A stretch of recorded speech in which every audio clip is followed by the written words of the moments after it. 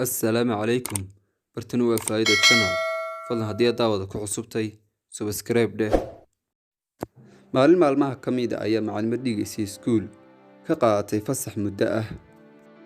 Waxaanay maamulkii iskuulku keeneen macallimad kale oo u sii dhigta ardayda casharadooda. Maalintii koowaad ee la keenay ayaa waxay soo gashay galaaskii horreeyay. Markay dhammaysay casharkii iyo macnihiisii ayaa waxay kicisay arday ka mid ah ardaydii iyadoo damacsanayd inay weydiiso su'aal ku saabsan casharka. Isla markii uu kacay ardaygii ayaa ardaydii dhammaantood wada eegeen ku qosleen.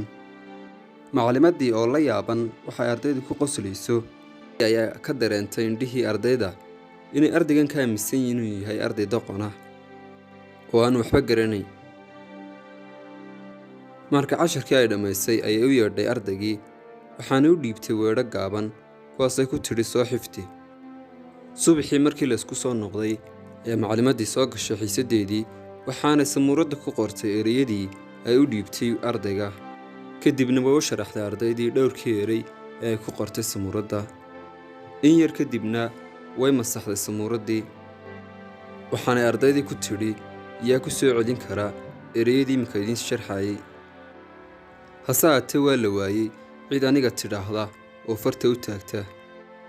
Ardaygii ay doqon ku sheegayeen ayaa isagoo su kalsoon farta taagay waxaanay ardaydii ku noqotay arrin cajiib ah. Waxaana intuu sare kacay uga jawaabay dhammaan su'aalihii ay weydiisay. Waxay macallimadii ardaydii ku qasabtay inay u sacbiyaan ardayga.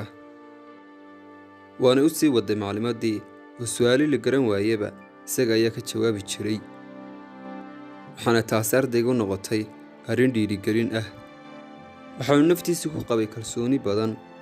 Wuxuu iska dareemay isbeddel.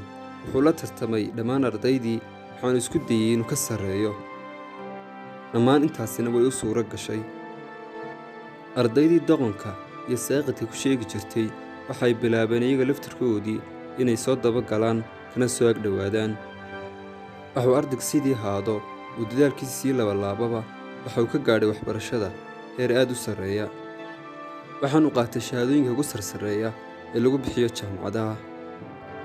Haddaba daawade dulucda sheekadan ayaa ah inaanad qofna intiisa ku xaqirin oo waxaad u tarta mooye waxaad u geysataa aanay jirin.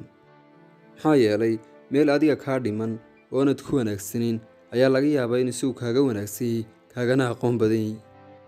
waxaa laga yaabaa dadka inta badan aad xaqirayso ee aad ku sheegaysa inaanay waxba hayn haddii ay waxtarka u soo jeesan lahaayeen inay adigaba kaa badin lahaayeen.